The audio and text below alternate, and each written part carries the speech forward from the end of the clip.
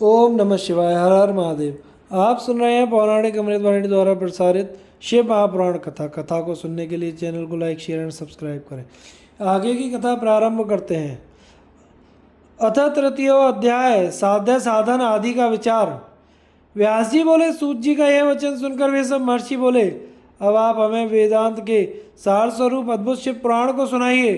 मुनियों का यह वचन सुनकर अतिशय प्रसन्न हो वे सूत जी शंकर जी का स्मरण करते हुए उन श्रेष्ठ मुनियों से कहने लगे। सूत जी बोले, आप सब महर्षिगण रोग शोक से रहित कल्याण में भगवान शिव का स्मरण करके वेद के सार तत्व से प्रकट पुराण प्रवर शिव पुराण को सुनिए, जिसमें भक्ति ज्ञान और वैराग्य इन तीनों का प्रीतिपूर्वक गान किया गया है तथा वेदांत वेद्य सद्वस्तु का विशेष रूप से वर्णन किया गया है। हे ऋषिगण, आप लोग वेद के सारभूत पुराण को सुने। बहुत काल में पुनः पुनः पूर्वकल्प व्यतीत होने पर इस वर्तमान कल्प में जब सृष्टि कर्म आरंभ हुआ था, उन दिनों 6 कुलों के महर्षि परस्पर वाद विवाद करते हुए कहने लगे, अमुक वस्तु सबसे उत्कृष्ट है और अमुक नहीं। उनके इस विवाद ने अत्यंत महान रूप धारण कर लिया। तब वे सबके सब अपनी शंका के समाधान के लिए सृष्टि के कर्ता अविनाशी ब्रह्मा जी के पास गए और हाथ जोड़कर विनय भरी वाणी में बोले, हे प्रभु, आप संपूर्ण जगत का धारण पोषण करने वाले हैं तथा समस्त कारणों के भी कारण हैं। हम यह जानना चाहते हैं कि संपूर्ण तत्वों से परे परात्पर पुराण पुरुष कौन है। ब्रह्मा जी बोले, जहाँ से मन सहित वाणी उन्हें ना पाकर लौट आती है तथा जिनसे ब्रह्मा विष्णु रुद्र और इंद्र आदि से युक्त यह संपूर्ण जगत समस्त भूतों एवं इंद्रियों के साथ पहले प्रकट हुआ, वे ये ही देव महादेव सर्वज्ञ एवं संपूर्ण जगत के स्वामी हैं। ये ही सबसे उत्कृष्ट हैं। उत्तम भक्ति से ही इनका साक्षात्कार होता है, दूसरे किसी उपाय से कहीं इनका दर्शन नहीं होता। रुद्र हरि हर तथा अन्य देवेश्वर सदा उत्तम भक्ति भाव से उनका नित्य दर्शन करना चाहते हैं। अधिक कहने की क्या आवश्यकता। भगवान शिव में भक्ति होने से मनुष्य संसार बंधन से मुक्त हो जाता है। देवताओं के कृपा प्रसाद से ही उनमें भक्ति होती है और भक्ति से देवता का कृपा प्रसाद प्राप्त होता है। ठीक उसी तरह जैसे यहाँ अंकुर से बीज और बीज से अंकुर उत्पन्न होता है। इसलिए हे द्विजों, आप लोग भगवान शंकर का कृपा प्रसाद प्राप्त करने के लिए भूतल पर जाकर वहाँ सहस्त्र वर्षों तक चलने वाले एक विशाल यज्ञ का आयोजन करें। इन यज्ञपति भगवान शिव की ही कृपा से वेदोक्त विद्या के सारभूत साध्य साधन का ज्ञान होता है। मुनिगण बोले, हे भगवान, परम साध्य क्या है और उसका परम साधन क्या है, उसका साधक कैसा होता है, ये बातें यथार्थ रूप से कहें। ब्रह्मा जी बोले, शिव पद की प्राप्ति ही साध्य है, उनकी सेवा ही साधन है। उनके प्रसाद से जो नित्य नैमित्तिक आदि फलों की ओर निष्प्रय होता है, वही साधक है। वेदोक्त कर्म का अनुष्ठान करके उसके महान फल को भगवान शिव के चरणों में समर्पित कर देना ही परमेश्वर पद की प्राप्ति है। वही सालों के आदि के क्रम से प्राप्त होने वाली मुक्ति है। उन पुरुषों की भक्ति के अनुसार उन सबको उत्कृष्ट फल की प्राप्ति होती है। उस भक्ति के साधन अनेक प्रकार के हैं, जिनका प्रतिपादन साक्षात महेश्वर ने ही किया है। उसे संक्षिप्त करके मैं सारभूत साधन को बता रहा हूँ। कान से भगवान के नाम गुण और लीलाओं का श्रवण, वाणी द्वारा उनका कीर्तन तथा मन के द्वारा उनका मनन, इन तीनों को महान साधन कहा गया है। तात्पर्य यह है कि महेश्वर का श्रवण कीर्तन और मनन करना चाहिए। यह श्रुति वाक्य हम सब के लिए प्रमाणभूत है। संपूर्ण मनोरथों की सिद्धि में लगे हुए आप लोग इसी साधन से परम साध्य को प्राप्त हो। लोग प्रत्यक्ष वस्तु को नेत्र से देखकर उसमें प्रवृत्त होते हैं, परंतु जिस वस्तु का कहीं प्रत्यक्ष दर्शन नहीं होता, उसे श्रवण इंद्रिय जान सुनकर मनुष्य उसकी प्राप्ति के लिए चेष्टा करता रहता है। पहला साधन श्रवण ही है। उसके द्वारा गुरु के मुख से तत्व को सुनकर बुद्धिशाली विद्वान पुरुष अन्य साधन कीर्तन एवं मनन की सिद्धि करे। क्रमशः मन पर्यंत इस साधन की अच्छी तरह साधना कर लेने पर उसके द्वारा सालों के आदि क्रम से धीरे धीरे भगवान शिव का संयोग प्राप्त होता है। पहले सारे अंगों के रोग नष्ट हो जाते हैं, तत्पश्चात सब प्रकार का लौकिक आनंद भी विलीन हो जाता है। अभ्यास के ही समय यह साधन कष्टप्रद है, किंतु बाद में निरंतर मंगल देने वाला है। इति शिव महापुराणे प्रथमायां विद्येश्वर संहितायां साध्य साधन विचारम नाम तृतीयो अध्याय। इस प्रकार श्री शिव महापुराण के अंतर्गत प्रथम विश्वेश्वर संहिता में साध्य साधन विचार नामक तीसरा अध्याय पूर्ण हुआ। अतः चतुर्थो अध्याय श्रवण कीर्तन और मनन, इन तीन साधनों की श्रेष्ठता का प्रतिपादन। मुनिगण बोले, हे ब्राह्मण, मनन कैसे होता है, श्रवण का स्वरूप कैसा है और उनका कीर्तन कैसे किया जाता है, यथार्थ रूप में आप वर्णन करें। ब्रह्मा जी बोले, हे मुनियों, भगवान शंकर की पूजा, उनके नामों का जप तथा उनके गुण रूप विलास और नामों का युक्ति परायण चित्त के द्वारा जो निरंतर परिशोधन या चिंतन होता है, उसी को मनन कहा गया है। वह महेश्वर की कृपा दृष्टि से उपलब्ध होता है। वह समस्त श्रेष्ठ साधनों में प्रमुखतम है। शंभु के प्रताप, गुण रूप विलास और नाम को प्रकट करने वाले संगीत, वेद वाक्य या भाषा के द्वारा अनुराग पूर्वक उनकी स्तुति ही मध्यम साधन है, जिसको कीर्तन शब्द से कहा जाता है। हे ज्ञानियों, स्त्री की क्रीड़ा में जैसे मन की आसक्ति होती है, वैसे ही किसी कारण से किसी स्थान में शिव विषयक वाणियों में श्रवणेन्द्रिय की दृढ़तर आसक्ति ही जगत में श्रवण के नाम से प्रसिद्ध है।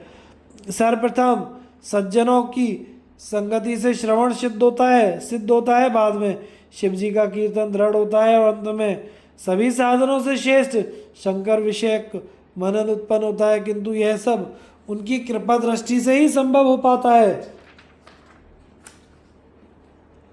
सूत जी बोले, मुनीश्वरों, इस साधन का महात्म्य बताने के प्रसंग में मैं आप लोगों के लिए एक प्राचीन वृत्तांत का वर्णन करूंगा, उसे ध्यान देकर आप लोग सुने।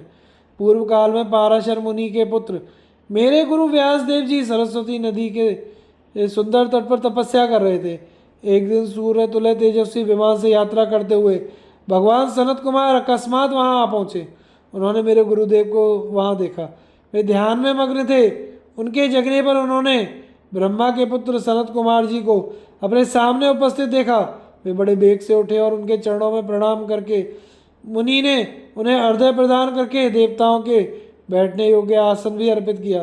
तब प्रसन्न हुए भगवान सनत कुमार विनीत भाव से खड़े हुए व्यास जी से गंभीर वाणी में कहने लगे। सनत कुमार बोले, हे मुने, आप सत्य सनातन भगवान शंकर का हृदय से ध्यान कीजिए, तब वे शिव प्रत्यक्ष होकर आपकी सहायता करेंगे। आप यहाँ तप किस लिए कर रहे हैं? इस प्रकार सनत कुमार के कहने पर मुनि व्यास ने अपना आशय कहा। मैंने आपकी कृपा से वेद सम्मत धर्म, अर्थ, काम और मोक्ष की कथा को मानव समाज में अनेकों प्रकार से प्रदर्शित किया है। इस प्रकार सर्वथा गुरु स्वरूप होने पर भी मुझमें मुक्ति के साधन ज्ञान का उदय नहीं हुआ है, यह आश्चर्य ही है। मुक्ति का साधन ना जानने के कारण मैं उसके लिए तपस्या कर रहा हूँ। हे विप्रेंद्रो, इस प्रकार जब व्यास मुनि ने भगवान सनत कुमार से प्रार्थना की, तब वे समर्थ सनत कुमार जी मुक्ति का निश्चित कारण बताने लगे। भगवान शंकर का श्रवण, कीर्तन, मनन, ये तीनों ही महत्तर साधन कहे गए हैं। ये तीनों ही वेद सम्मत हैं। पूर्व काल में मैं दूसरे दूसरे साधनों के संभ्रम में पढ़कर घामता मंदराचल पर जा पहुंचा और वहां तपस्या करने लगा। तदनंतर महेश्वर शिव की आज्ञा से भगवान नंदिकेश्वर वहां आए। उनकी मुझ पर बड़ी दया थी।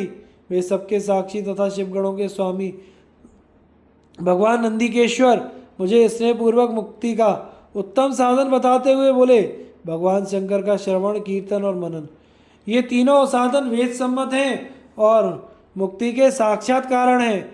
यह बात स्वयं भगवान शिव ने मुझसे कही है। अतः हे ब्राह्मण, आप श्रवणादि तीनों साधनों का बार बार अनुष्ठान करें। व्यास जी से बार बार ऐसा कहकर अनुगामियों सहित ब्रह्मपुत्र सनत कुमार अपने विमान से परम सुंदर ब्रह्म धाम को चले गए। इस प्रकार पूर्व काल के उत्तम वृत्तांत का मैंने संक्षेप में वर्णन किया है। ऋषिगण बोले, हे सूत जी, आपने श्रवण आदि तीनों साधनों को मुक्ति का उपाय बताया है, जो मनुष्य श्रवण आदि तीनों साधनों में असमर्थ हो वह किस उपाय का अवलंबन करके मुक्त हो सकता है और किस साधनभूत कर्म के द्वारा बिना यत्न किए ही उसे मोक्ष मिल सकता है। इति श्री शिव महापुराणे प्रथमायां विद्येश्वर संहितायां साध्य साधन खंडे चतुर्थो अध्याय। इस प्रकार श्री शिव महापुराण के अंतर्गत प्रथम विद्येश्वर संहिता के साध्य साधन खंड में चौथा अध्याय पूर्ण हुआ। अथ पंचमो अध्याय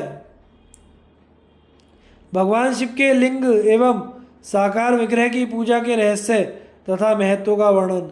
सूत जी बोले, हे शौनक, जो श्रवण कीर्तन और मनन इन तीनों साधनों के अनुष्ठान में समर्थ ना हो वह भगवान शंकर के लिंग एवं मूर्ति की स्थापना कर नित्य उसकी पूजा करके संसार सागर से पार हो सकता है।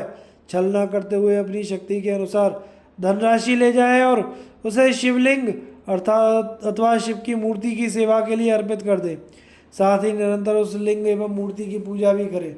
उसके लिए भक्ति भाव से मंडप, गोपुर, तीर्थ, मठ एवं क्षेत्र की स्थापना करे तथा उत्सव करे। वस्त्र, गंध, धूप, पुष्प, दीप, मालपुआ आदि व्यंजनों से युक्त भांति भांति के भक्ष्य भोजन अन्न नैवेद्य रूप में समर्पित करे। छत्र, ध्वजा, व्यजन, चामर एवं अन्य अंगों सहित राजोपचार की भांति सब वस्तुएं भगवान शिव के लिंग एवं मूर्ति पर चढ़ावे। प्रदक्षिणा, नमस्कार तथा यथाशक्ति जप करे। आवाहन से लेकर विसर्जन तक सारा कार्य प्रतिदिन भक्तिभाव से संपन्न करे। इस प्रकार शिवलिंग अथवा शिव मूर्ति में भगवान शंकर की पूजा करने वाला पुरुष श्रवण आदि साधनों का अनुष्ठान ना करे तो भी भगवान शिव की प्रसन्नता से सिद्धि प्राप्त कर लेता है। पहले के बहुत से महात्मा पुरुष लिंग तथा शिव मूर्ति की पूजा करने मात्र से ही भवबंधन से मुक्त हो चुके हैं। ऋषिगण बोले, मूर्ति में ही सर्वत्र देवताओं की पूजा होती है, परंतु भगवान शिव की पूजा सब जगह मूर्ति में और लिंग में ही क्यों की जाती है? सूत जी बोले, हे मुनीश्वरों, आप लोगों का यह प्रश्न तो बड़ा ही विचित्र और अत्यंत अद्भुत है। इस विषय में महादेव जी ही वक्ता हो सकते हैं। कोई पुरुष कभी और कहीं भी इसका यथार्थ प्रतिपादन नहीं कर सकता। इस विषय में भगवान शिव ने जो कुछ कहा है और उसे मैंने गुरुजी के मुख से जिस प्रकार सुना है उसी तरह क्रमशः वर्णन करूँगा।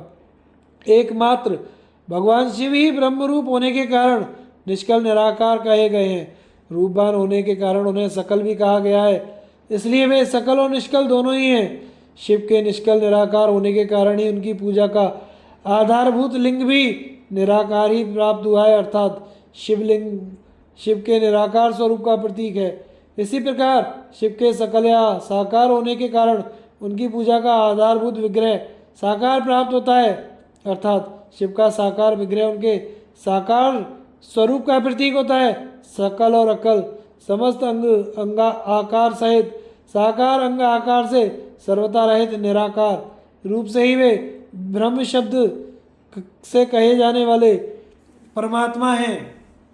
यही कारण है कि सब लोग लिंग और मूर्ति निराकार और साकार दोनों में ही सदा भगवान शिव की पूजा करते हैं। शिव से भिन्न जो देवता हैं वे साक्षात ब्रह्म नहीं है, इसलिए कहीं भी उनके लिए निराकार लिंग उपलब्ध नहीं होता। अतः सुरेश्वर, इंद्र, ब्रह्मा आदि देवगण भी निष्कल लिंग में पूजित नहीं होते। सभी देवगण ब्रह्म ना होने से अपितु सगुण जीव होने के कारण केवल मूर्ति में ही पूजे जाते हैं। शंकर के अतिरिक्त अन्य देवों का जीवत्व और सदाशिव का ब्रह्मत्व वेदों के सारभूत उपनिषदों से सिद्ध होता है। वहाँ प्रणव ओंकार के तत्व रूप से भगवान शिव का ही प्रतिपादन किया गया है। इसी प्रकार पूर्व में मंदराचल पर्वत पर ज्ञानवान ब्रह्मपुत्र सनत कुमार मुनि ने नंदीकेश्वर से प्रश्न किया था।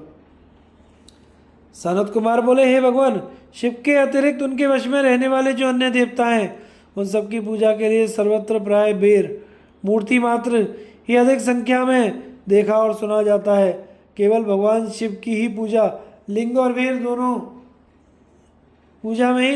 दोनों का उपयोग देखने में आता है। कल्याण में नंदीकेश्वर, इस विषय में जो तत्व की बात हो उसे मुझे इस प्रकार बताइए जिससे मुझे अच्छी तरह समझ में आ जाए। नंदीकेश्वर बोले, हे निष्पाप ब्रह्म कुमार, हम जैसे लोगों के द्वारा आपके इस प्रश्न का कोई उत्तर नहीं दिया जा सकता, क्योंकि यह गोपनीय विषय है और लिंग साक्षात ब्रह्म का प्रतीक है। इस विषय में भगवान शिव ने जो कुछ बताया है उसे मैं आप शिव भक्त के समक्ष कहता हूँ। भगवान शिव ब्रह्म स्वरूप और निष्कल निराकार हैं, इसलिए उन्हीं की पूजा में निष्कल लिंग का उपयोग होता है।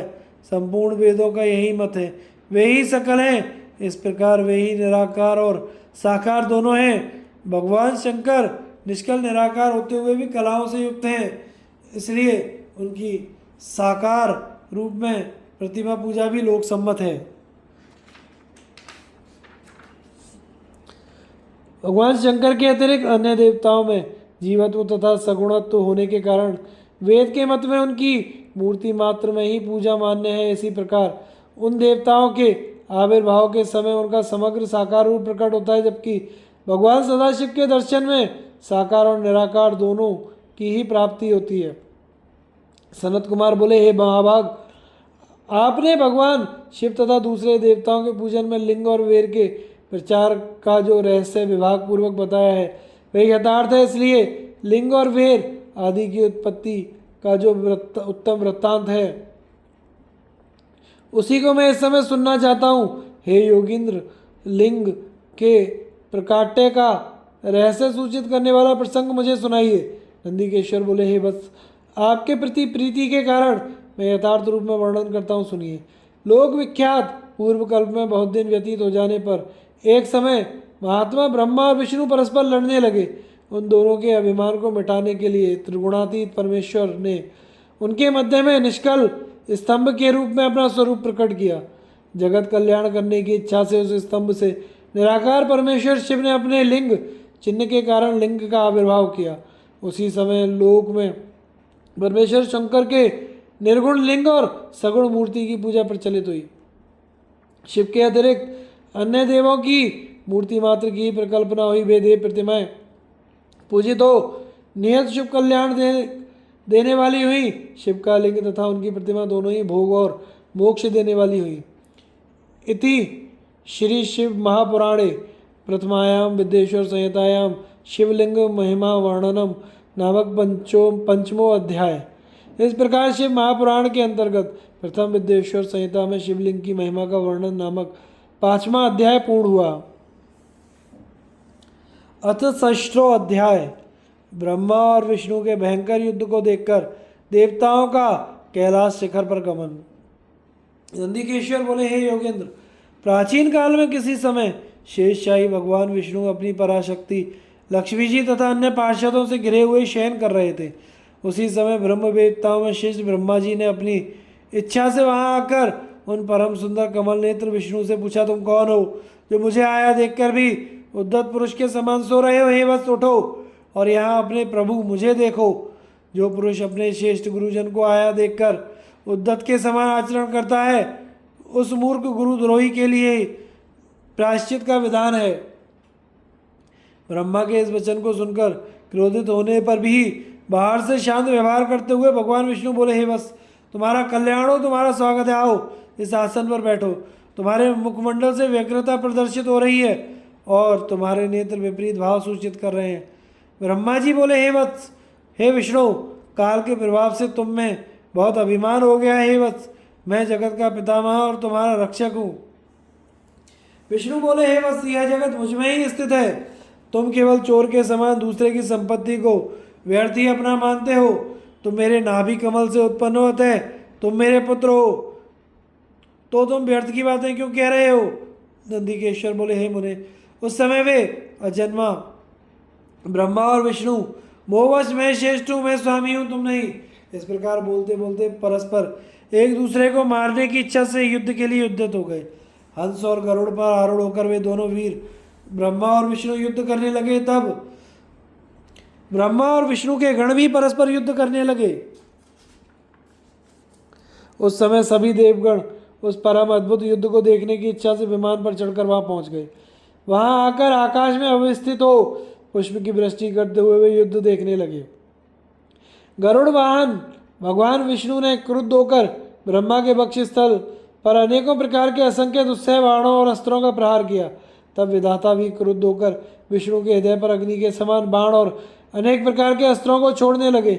उस समय देवगण उन दोनों का वह अद्भुत युद्ध देखकर अतिशय व्याकुल हो गए और ब्रह्मा तथा विष्णु की प्रशंसा करने लगे। तत्पश्चात युद्ध में तत्पर महाज्ञानी विष्णु ने अतिशय क्रोध के साथ श्रांत हो दीर्घ निश्वास लेते हुए ब्रह्मा जी को लक्ष्य कर भयंकर माहेश्वर अस्त्र का संधान किया। ब्रह्मा ने भी अतिशय क्रोध में आकर विष्णु के हृदय को लक्ष्य कर ब्रह्मांड को कंपित करते हुए भयंकर पाशुपात अस्त्र का प्रयोग किया। ब्रह्मा और विष्णु के सूर्य के समान हजारों मुखों वाले अत्यंत उग्र और प्रचंड आंधी के समान भयंकर दोनों अस्त्र आकाश में ही प्रकट हो गए। इस प्रकार ब्रह्मा और विष्णु का आपस में भयंकर युद्ध होने लगा। हे तात, उस युद्ध को देखकर सभी देवगण राज विप्लव के समय ब्राह्मणों के समान अतिशय दुखी और व्याकुल होकर परस्पर कहने लगे, जिसके द्वारा सृष्टि, स्थिति, प्रलय, तिरोभाव तथा अनुग्रह होता है और जिसकी कृपा से इस भूमंडल पर अपनी इच्छा से एक तृण का भी विनाश करने में कोई भी समर्थ नहीं है, उन त्रिशूलधारी ब्रह्मस्वरूप महेश्वर को नमस्कार है। वह भी देवतागण इस प्रकार सोचते हुए चंद्रशेखर महेश्वर जहाँ विराजमान थे उस शिव स्थान कैलाश के शिखर पर गए। शिव के उस प्रणवाकार स्थान को देखकर ये देवता प्रसन्न हुए और प्रणाम करके भवन में प्रविष्ट हुए। उन्होंने वहाँ सभा के मध्य में स्थित मंडप में देवी पार्वती के साथ रत्नमय आसन पर विराजमान देवश्रेष्ठ शंकर जी का दर्शन किया। वे वाम चरण के ऊपर दक्षिण चरण और उसके ऊपर वाम कर कमल रखे हुए थे। समस्त शुभ लक्षणों से संपन्न थे और चारों ओर शिवगण उनकी सेवा में तत्पर थे। शिव के प्रति उनकी उत्तम भक्ति वाली कुशल रमणियाँ उन पर चंवर डुला रही थी। विवेद निरंतर उनकी स्तुति कर रहे थे और वे अनुग्रह की दृष्टि से सबको देख रहे थे। हे वत्स, उन महेश्वर शिव को देखकर आनंदाश्रु से परिपूर्ण नेत्रों वाले देवताओं ने दूर से ही उन्हें दंडवत प्रणाम किया। भगवान शंकर ने उन देवों को देखकर अपने गणों से उन्हें समीप बुलवाया और देव शिरोमणि महादेव उन देवताओं को आनंदित करते हुए अर्थ गंभीर मंगल में सुमधुर वचन कहने लगे। इति श्री शिव महापुराणे प्रथमायाम विद्येश्वर संहितायाम देवानाम कैलाश यात्रा वर्णनम नाम षष्ठो अध्याय। इस प्रकार श्री शिव महापुराण के अंतर्गत प्रथम विद्येश्वर संहिता में देवताओं की कैलाश यात्रा का वर्णन नामक छठा अध्याय पूर्ण हुआ। अतः सप्तमो अध्याय भगवान शंकर का ब्रह्मा और विष्णु के युद्ध में अग्नि स्तंभ के रूप में प्राकट्य। स्तंभ के आदि और अंत की जानकारी के लिए दोनों का प्रस्थान। शिवजी बोले, हे पुत्रों, आपकी कुशल तो है। मेरे अनुशासन में जगत और देवश्रेष्ठ अपने अपने कार्यों में लगे तो हैं। हे देवताओं, ब्रह्मा और विष्णु के बीच होने वाले युद्ध का वृत्तांत तो मुझे पहले से ही ज्ञात था। आप लोगों ने यहाँ आने का परिश्रम करके उसे पुनः बताया है। हे सनत कुमार, उमापति शंकर ने इस प्रकार मुस्कुराते हुए मधुरवाणी में उन देवगणों को संतुष्ट किया। इसके बाद महादेव जी ने ब्रह्मा और विष्णु की युद्ध स्थली में जाने के लिए अपने सैकड़ों गणों को वहीं सभा में आज्ञा दी। तब महादेव जी के प्रायण के लिए अनेकों प्रकार के बाजे बजने लगे। उनके गणाध्यक्ष भी अनेक प्रकार से सज धजकर वाहनों पर सवार होकर जाने के लिए तैयार हो गए। भगवान उमापति 5 मंडलों से सुशोभित आगे पीछे तक प्रणव ओम की आकृति वाले सुंदर रथ पर आरूढ़ हो गए। इस प्रकार पुत्रों और गणों सहित प्रस्थान किए हुए शिव जी के पीछे पीछे इंद्र आदि सभी देवगण भी चल पड़े।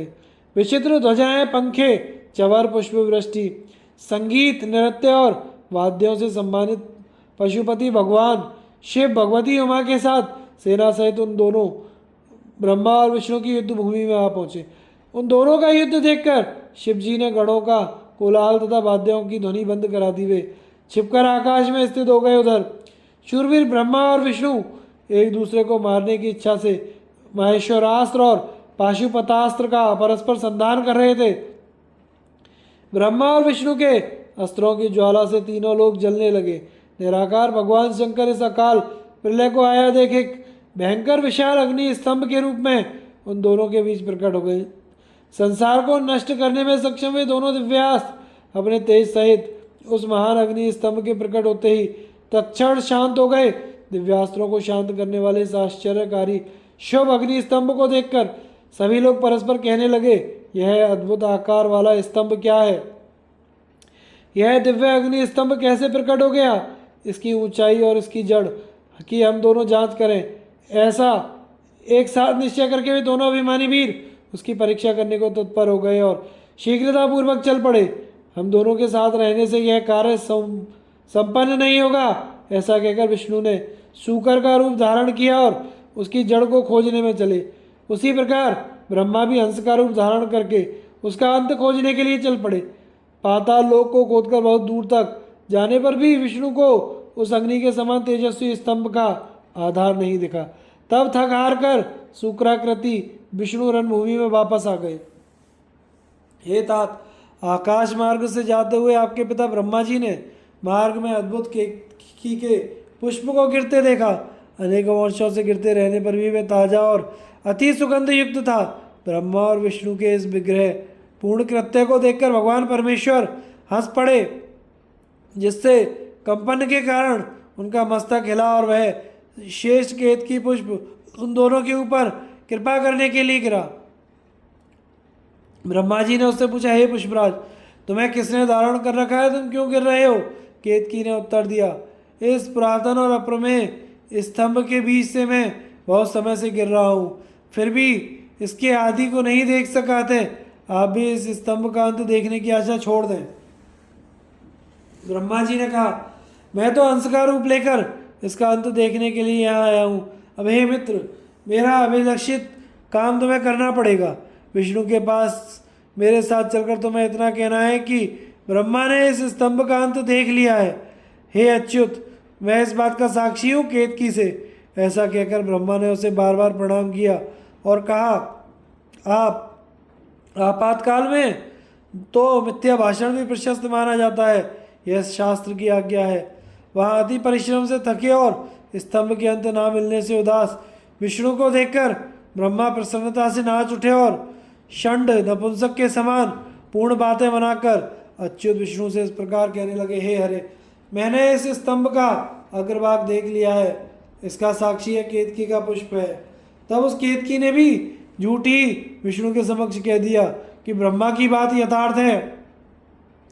विष्णु ने उस बात को सत्य मानकर ब्रह्मा को स्वयं प्रकट किया और उनका षोडशोपचार पूजन किया। उसी समय कपटी ब्रह्मा को दंडित करने के लिए उस प्रज्वलित स्तंभ लिंग से महेश्वर प्रकट हो उठे। तब परमेश्वर को प्रकट हुआ देख विष्णु उठ खड़े हुए और कांपते हाथों से उनका चरण पकड़कर कहने लगे, हे करुणाकर, आदि और अंत से रहित शरीर वाले आप परमेश्वर के विषय में मैंने मोह बुद्धि से बहुत विचार किया, किंतु कामनाओं से उत्पन्न वह विचार सफल नहीं हुआ। अतः आप हम पर प्रसन्न हो, हमारे पाप को नष्ट करें और हमें क्षमा करें। यह सब आपकी लीला से ही हुआ है। ईश्वर बोले, हे वत्स, मैं तुम पर प्रसन्न हूँ, क्योंकि श्रेष्ठता की कामना होने पर भी तुमने सत्य वचन का पालन किया, इसलिए लोगों में तुम मेरे समान ही प्रतिष्ठा और सत्कार प्राप्त करोगे। हे हरे, अब से आपकी पृथक मूर्ति बनाकर पुण्य क्षेत्रों में प्रतिष्ठित की जाएगी और उसका उत्सव पूर्वक पूजन होगा। इस प्रकार परमेश्वर ने विष्णु की सत्य निष्ठा से प्रसन्न होकर देवताओं के सामने ही उन्हें अपनी समानता प्रदान की। इति शिव महापुराणे प्रथमायां विद्येश्वर संहितायां नलस्तंभक विक्षकार वर्णनम नाम सप्तमो अध्याय। इस प्रकार शिव महापुराण के अंतर्गत प्रथम विद्येश्वर संहिता में अग्नि स्तंभ के प्राकट्य वर्णन नामक 7वां अध्याय पूर्ण हुआ।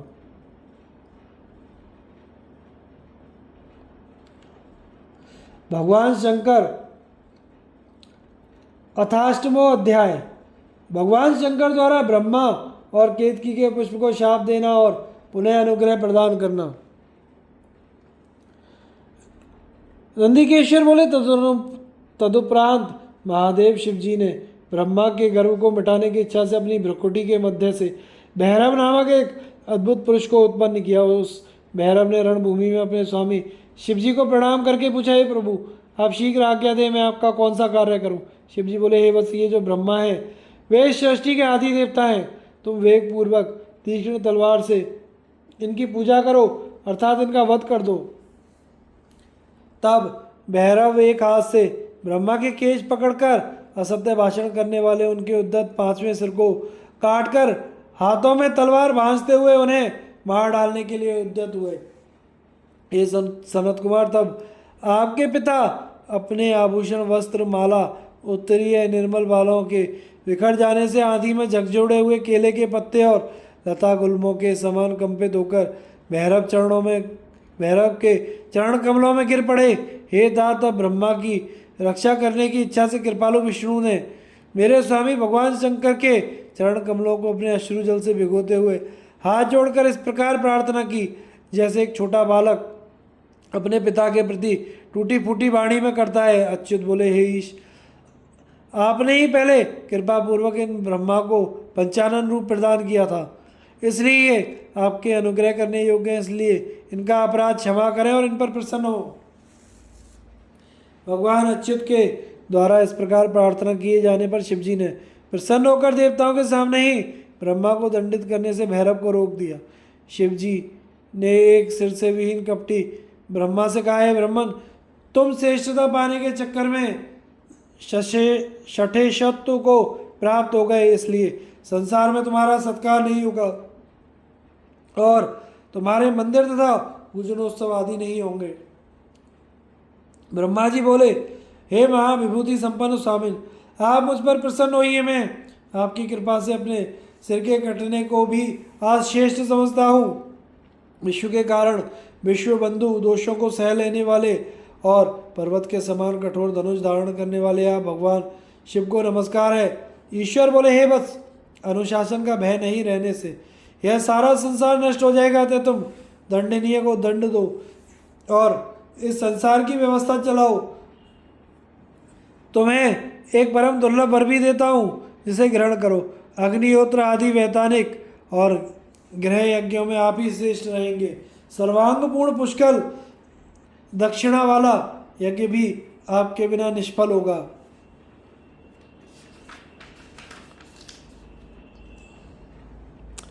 तब भगवान शिव ने झूठी गवाही देने वाले कपटी केतकी पुष्प से कहा, अरे षटकेतक, तुम दुष्ट हो, यहाँ से दूर चले जाओ। मेरी पूजा में उपस्थित तुम्हारा फूल मुझे प्रिय नहीं होगा। शिव जी के इस प्रकार कहते ही सभी देवताओं ने केतकी को उनके पास से हटाकर अन्यत्र भेज दिया। केतक बोला, हे नाथ, आपको नमस्कार है। आपकी आज्ञा के कारण मेरा तो जन्म ही निष्फल हो गया। हे तात, मेरा अपराध क्षमा करें और मेरा जन्म सफल कर दें। जाने अनजाने में हुए पाप आपके स्मरण मात्र से नष्ट हो जाते हैं, फिर ऐसे प्रभावशाली आपके साक्षात दर्शन करने पर भी मेरे झूठ बोलने का दोष कैसे रह सकता है। उस सभा स्थल में केतक पुष्प ने इस प्रकार स्तुति की। तब भगवान सदाशिव ने कहा, मैं सत्य बोलने वाला हूँ, अतः मेरे द्वारा तुझे धारण किया जाना उचित नहीं है, किंतु मेरे ही अपने विष्णु आदि देवगण तुम्हें धारण करेंगे और तुम्हारा जन्म सफल होगा और मंडप आदि के बहाने तुम मेरे ऊपर भी उपस्थित रहोगे। इस प्रकार भगवान शंकर, ब्रह्मा, विष्णु और केतकी पुष्प पर अनुग्रह करके सभी देवताओं से स्तुत होकर सभा में सुशोभित हुए। इति श्री शिव महापुराणे प्रथमायां विद्येश्वर संहितायां शिवानुग्रह वर्णनम नामाष्टमो अध्याय। इस प्रकार श्री शिव महापुराण के अंतर्गत प्रथम विश्वेश्वर संहिता में शिव की कृपा का वर्णन नामक 8वां अध्याय पूर्ण हुआ। अथ 9वां अध्याय।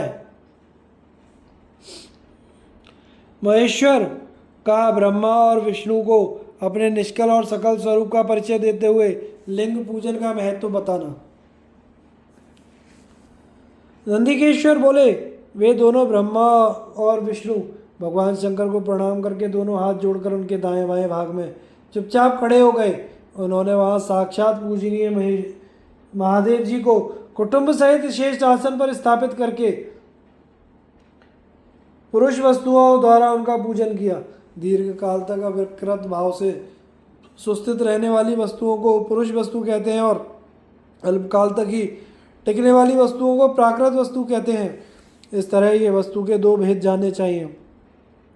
किन पुरुष वस्तुओं से उन्होंने भगवान शिव का पूजन किया। यह बताया गया है हार, नुपुर, केयूर, किरीट, मणिमय कुंडल, यज्ञोपवीत, उत्तरीय वस्त्र, पुष्प माला, रेशमी वस्त्र, हार, मुद्रिका, अंगूठी, पुष्प, तांबुल, कपूर, चंदन एवं अगुरुकाल अनुलेप, धूप, दीप, श्वेत छत्र, व्यजन, ध्वजा, चवर तथा अन्य दिव्य उपहारों द्वारा उन दोनों ने अपने स्वामी महेश्वर का पूजन किया, जिन महेश्वर का वैभव वाणी और मन की पहुँच से परे था, जो केवल पशुपति परमात्मा के ही योग्य थे और जिन्हें पशुबद्ध जीव नहीं पा सकते थे। ये सनत कुमार, स्वामी के योग्य जो जो उत्तम वस्तुएं थीं, उन सभी वस्तुओं का भगवान शंकर ने भी प्रसन्नतापूर्वक यथोचित रूप से सभासदों के बीच वितरण कर दिया, जिससे यह श्रेष्ठ परंपरा बनी रही कि प्राप्त पदार्थों का वितरण आश्रितों को करना चाहिए।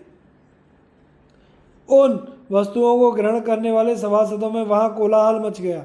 इस प्रकार वहाँ पहले ही ब्रह्मा और विष्णु से पूजित हुए भक्तिवर्धक भगवान शिव विनम्र उन देवताओं को देखकर हंसकर बोले।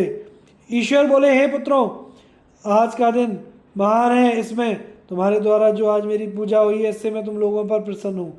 इसी कारण यह दिन परम पवित्र और महान से महान होगा।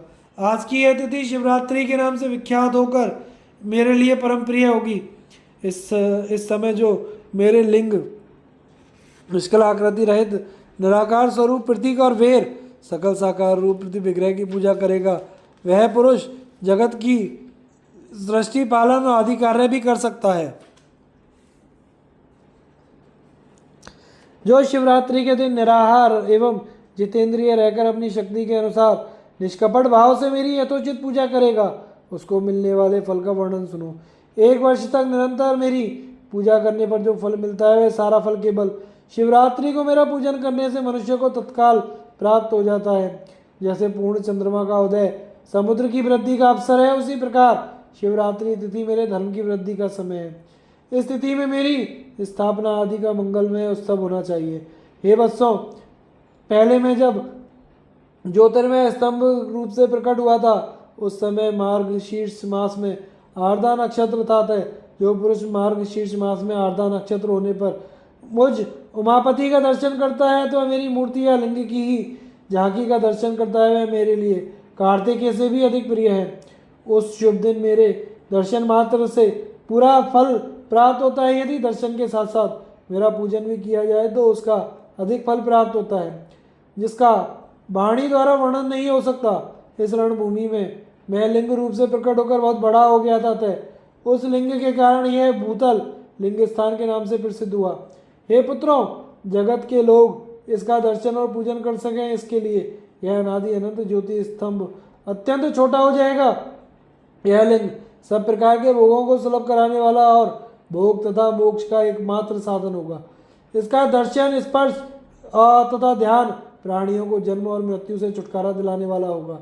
अग्नि के पहाड़ जैसा जो यह शिवलिंग यहाँ प्रकट हुआ है, इसके कारण यह स्थान अरुणाचल नाम से प्रसिद्ध होगा। यहाँ अनेक प्रकार के बड़े बड़े तीर्थ प्रकट होंगे। इस स्थान में निवास करने या मरने से जीवों को मोक्ष हो जाएगा। रथोत्सव आदि आयोजन से यहाँ सर्वत्र अनेक लोग कल्याणकारी रूप से निवास करेंगे। इस स्थान पर किया गया दान, हवन, जप यह सब करोड़ गुना फल देने वाला होगा। यह क्षेत्र मेरे सभी क्षेत्रों में श्रेष्ठतम होगा। यहाँ मेरा स्मरण करने मात्र से प्राणियों की मुक्ति हो जाएगी। अतः परम रमणीय क्षेत्र अति महत्वपूर्ण है। इस प्रकार के कल्याणों से पूर्ण शुभ और सबको मुक्ति प्रदान करने वाला होगा। इस लिंग में मुझ लिंगेश्वर की अर्चना करके मनुष्य सालोक्य, सामीप्य, सारूप्य, साष्टी और सायुज्य इन 5 प्रकार की मुक्तियों का अधिकार प्राप्त कर लेगा। आप लोगों को भी शीघ्र ही सभी मनोवांछित फल प्राप्त होंगे। नंदिकेश्वर बोले, इस प्रकार ब्रह्मा तथा विष्णु के पर अनुग्रह करके भगवान शंकर ने उनके जो सैन्य दल परस्पर युद्ध में मारे गए थे, उन्हें अपनी अमृत वर्षिणी शक्ति से जीवित कर दिया।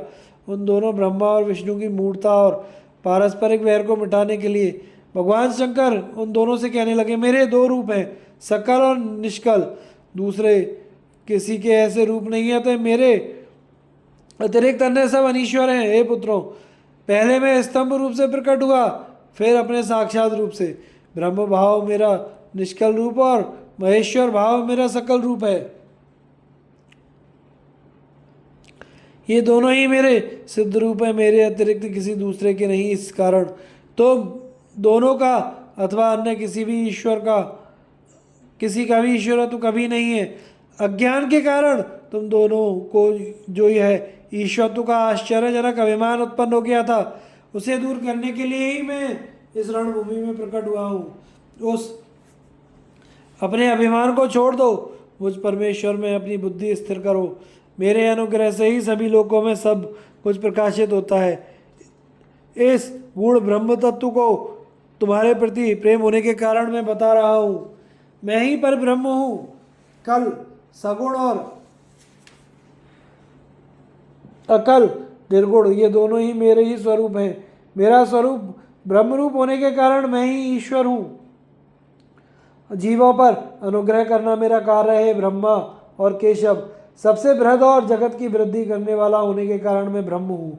हे पुत्रों, सर्वत्र समरूप से स्थित और व्यापक होने से मैं ही सबकी आत्मा हूँ। अन्य सभी जीव अनात्म रूप है, इसमें संदेह नहीं।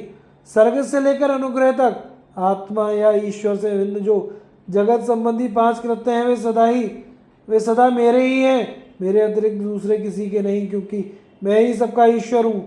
पहले मेरी ब्रह्म रूपता का बोध कराने के लिए निष्कल लिंग प्रकट हुआ, फिर तुम दोनों को अज्ञात ईश्वरत्व का स्पष्ट साक्षात्कार कराने के लिए मैं साक्षात जगदीश्वर ही सकल रूप में तत्काल प्रकट हो गया थे। मुझ में जो ईश्वरत्व है उसे ही मेरा सकल रूप जानना चाहिए, तथा जो मेरा निष्कल स्तंभ है मेरे ब्रह्म स्वरूप का बोध कराने वाला है। हे पुत्रों, लिंग लक्षणित होने के कारण ही यह मेरा लिंग चिन्ह है। तुम दोनों को प्रतिदिन यहाँ रहकर इसका पूजन करना चाहिए।